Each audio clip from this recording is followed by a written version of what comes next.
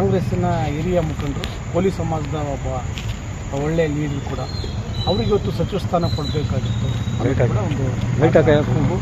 ಹಾಗೆ ತಾವು ಕೂಡ ಸಮಾಜದ ಸ್ವಾಮೀಜಿಗಳಿಗೆ ಏನು ಹೇಳ್ತೀವಿ? ಮೊದಲನೆಯದಾಗಿ ಜಗದ್ಗುರು ವೇದವ್ಯಾಸ ಬ್ರಹ್ಮಶ್ರೀ ಪೀಠ ಶಹಾಪುರ ಯಾದಗಿರಿ ಜಿಲ್ಲಾ ವತಿಯಿಂದ ನಾವು ಇವತ್ತು ಕರ್ನಾಟಕ ರಾಜ್ಯದಾದ್ಯಂತ ಇರುವ ನಮ್ಮ ಕೋಲಿ, ಕಬ್ಬಲಿಗ, ಬೆಸ್ತ, ಮೊಗವೀರ, ನಿಷಾದ ಇನ್ನೂ ಹಲವಾರು ಜಾತಿಗಳಿಂದ ರಾಜ್ಯದಲ್ಲಿ ದೇಶದಲ್ಲಿ ಗುರುತಿಸ್ಕೊಂತೀವಿ ನಾವು. ಇವತ್ತು ಕರ್ನಾಟಕ ರಾಜ್ಯದಲ್ಲಿ ಸಿದ್ದರಾಮಯ್ಯವರ ಸರ್ಕಾರವಿದ್ದಾಗ ನಮ್ಮ ಇಡೀ ಕೋಲಿ, ಕಬ್ಬಲಿಗ, ಮೊಗವೀರ ಸಮಾಜ ಕಾಂಗ್ರೆಸ್ ಪಕ್ಷವನ್ನು ನಂಬಿ ಸುಮಾರು 35ರಿಂದ 40 MLAಗಳು ಬರೋಷ್ಟು ಶಕ್ತಿ ಇರುವಂಥವ್ರು ನಾವು.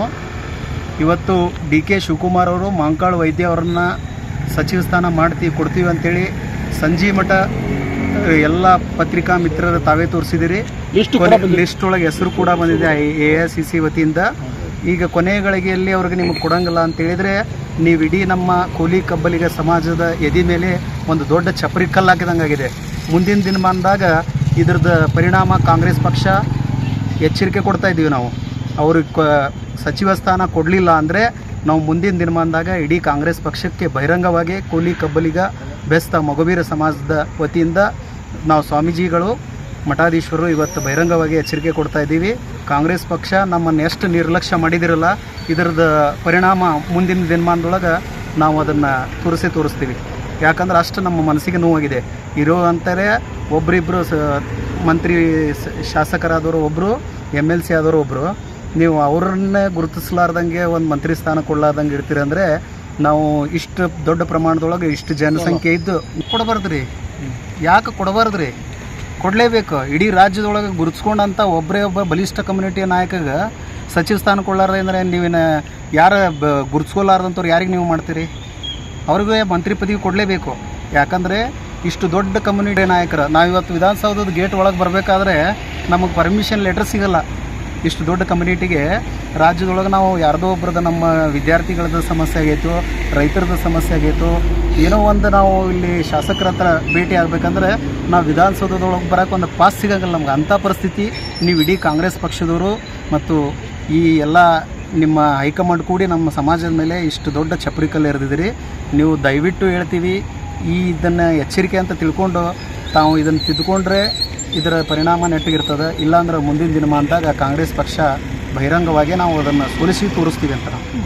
ಕಾಂಗ್ರೆಸ್ ವರಿಷ್ಠರ ಸೋನಿಯಾ ಗಾಂಧಿಯವ್ರನ್ನೂ ಭೇಟಿ ಆಗ್ತೀವಿ, ರಾಹುಲ್ ಗಾಂಧಿಯವ್ರನ್ನೂ ಭೇಟಿ ಆಗ್ತೀವಿ. ಈಗ ಆಲ್ರೆಡಿ ಅವರು ಕಾಂಗ್ರೆಸ್ ಪಕ್ಷದ ರಾಷ್ಟ್ರೀಯ ಅಧ್ಯಕ್ಷರಾದಂಥ ಮಲ್ಲಿಕಾರ್ಜುನ್ ಖರ್ಗೆ ಅವರಿಗೂ ಒಂದು ಸಲ ಸೋಲಿಸಿ ತೋರಿಸಿದ್ದೀವಿ ನಾವು. ನಮ್ಮ ಬಾಬುರಾವ್ ಚಿಂಚನ್ಸೂರವರ ನೇತೃತ್ವದಲ್ಲಿ ಬಲಿಷ್ಠ ಸಂಘಟನೆ ಮಾಡಿ ಅಲ್ಲಿ ಸೋಲಿಸಿ ತೋರಿಸಿದ್ದೀವಿ. ಅಲ್ಲಿ ಬಾಬುರಾವ್ ಚಿಂಚನ್ಸೂರವರ ಕೈ ಮುರಿದ್ರಿ, ಇಲ್ಲಿ ಬಂದು ತಿಪ್ಪಣ್ಣಪ್ಪವ್ರ ಕೈ ಮುರಿತೀರಿ, ಈ ಕಡೆ ಕರಾವಳಿ ಭಾಗದ ಮಾಂಕಾಳು ವೈದ್ಯ ಅವ್ರ ಕೈ ಮುರಿತೀರಿ ಮತ್ತು ಪ್ರಮೋದ್ ಮಧುರಾಜ್ ಅವ್ರ ಕೈ ಮುರಿತೀರಿ. ಅಂದರೆ ನಮ್ಮ ಇಡೀ ಸಮಾಜ ಏನು ಬುದ್ಧಿ ಇಲ್ಲಾರ್ದ ಸಮಾಜ ಅಂತ ತಿಳ್ಕೊಂಡಿದ್ದೀರಾ? ನೀವೆಲ್ಲ ಪಕ್ಷಕ್ಕೂ ನಾವು ಎಚ್ಚರಿಕೆ ಬಹಿರಂಗವಾಗಿ ಕೊಡ್ತಾ ಇದ್ದೀವಿ. ಯಾವ ರೀತಿ BJPಯವರು ಕರಾವಳಿ ಭಾಗದ ಮಗುವೀರ ನಮ್ಮ ಪ್ರಮೋದ್ ಮಧುರಾಜ್ ಅನ್ನೋ ಒಂದು ತುಳಿದ್ರಿ, ಇವತ್ತು ಅದೇ ರೀತಿ ಕಾಂಗ್ರೆಸ್ದವರು ಇಷ್ಟು ಅಧಿಕಾರಕ್ಕೆ ಬಂದು ಕೊನೆಯ ಹಂತದೊಳಗೆ ನೀವು ಲಿಸ್ಟ್ ಒಳಗೆ AICC ಲಿಸ್ಟ್ ಒಳಗೆ ಇರುವಂಥ ಹೆಸರು ತೆಗೆದಾಕ್ತೀರ ಅಂದ್ರೆ ಮಾಂಕಾಳು ವೈದ್ಯವ್ರದ್ದು ನಾವು ಬಲವಾಗಿ ಖಂಡಿಸ್ತೀವಿ ಇವತ್ತು. ನಾವು ಅಖಿಲ ಭಾರತದ ಜಗದ್ಗುರುಗಳು ಭಗೀರಥಾನಂದಪುರಿ ಮಹಾಸ್ವಾಮಿಗಳು, ಭಗೀರಥ ಪೀಠಾಧ್ಯಕ್ಷರು ಹಾಗೂ ಗುರುದತ್ತ ಪೀಠಾಧ್ಯಕ್ಷರು ಮತ್ತು ಹಿಂದುಳಿದ ವರ್ಗದ ಮಠಾಧೀಶರ ರಾಜ್ಯ ಗೌರವಾಧ್ಯಕ್ಷರು ತಮ್ಮ ಗಮನಕ್ಕೆ ತರವಹಿಸುವುದೇನೆಂದರೆ, ಮಾಧ್ಯಮ ಬಂಧುಗಳೇ, ಮಲ್ಲಿಕಾರ್ಜುನ ಖರ್ಗೆಯವರು ಮತ್ತು ಸೋನಿಯಾ ಗಾಂಧಿಯವರು ಹಾಗೂ ನಮ್ಮ ಮಾನ್ಯ ಮುಖ್ಯಮಂತ್ರಿಗಳಾದಂಥ ಶ್ರೀ DK ಶಿವಕುಮಾರ್ ಅವರು ನಮಗೆ ತುಂಬ ಬೇಕಿದ್ದವರು. ನಮ್ಮ ಕೋಲಿ ಸಮಾಜಕ್ಕೆ ಅನ್ಯಾಯವಾಗಿದೆ. ಯಾರಿಗೆಂದರೆ ಸನ್ಮಾನ್ಯ ಶ್ರೀ ತಿಪ್ಪಣ್ಣಪ್ಪ ಕಮಕ್ನೂರವರು ಕಲ್ಯಾಣ ಕರ್ನಾಟಕದ ಧೀಮಂತ ನಾಯಕರು, ಸ್ವಂತ ಶಕ್ತಿ ಮೇಲೆ ಬೆಳೆದವರು. ಕರ್ನಾಟಕ ರಾಜ್ಯದಲ್ಲಿ ಕಲಿಯುಗದ ಕಲ್ಯಾಣ ಕರ್ನಾಟಕದ ಕರ್ಣ ಎಂದರೂ ಕೂಡ ಅತಿಶಯೋಕ್ತಿಯಾಗಲಾರದು.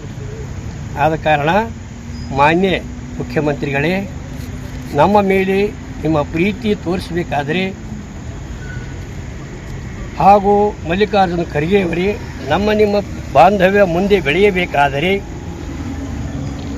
ಸನ್ಮಾನ್ಯ ಶ್ರೀ ತಿಪ್ಪಣ್ಣಪ್ಪ ಕಮಕ್ನೂರವರನ್ನು ರಾಜ್ಯ ಸರ್ಕಾರದಲ್ಲಿ ಕ್ಯಾಬಿನೆಟ್ ದರ್ಜೆಯ ಸಚಿವರನ್ನಾಗಿ ಮಾಡಬೇಕಂತ ನಮ್ಮ ಮುಖ್ಯಮಂತ್ರಿಯವರನ್ನು ಮತ್ತು ಮಾನ್ಯ ಮಲ್ಲಿಕಾರ್ಜುನ ಖರ್ಗೆಯವರನ್ನು ಹಾಗೂ ಉಪಮುಖ್ಯಮಂತ್ರಿಗಳನ್ನು ಸೋನಿಯಾ ಗಾಂಧಿಯವರನ್ನು ನಾವು ಮನವಿ ಮಾಡ್ತಾ ಇದ್ದೇವೆ.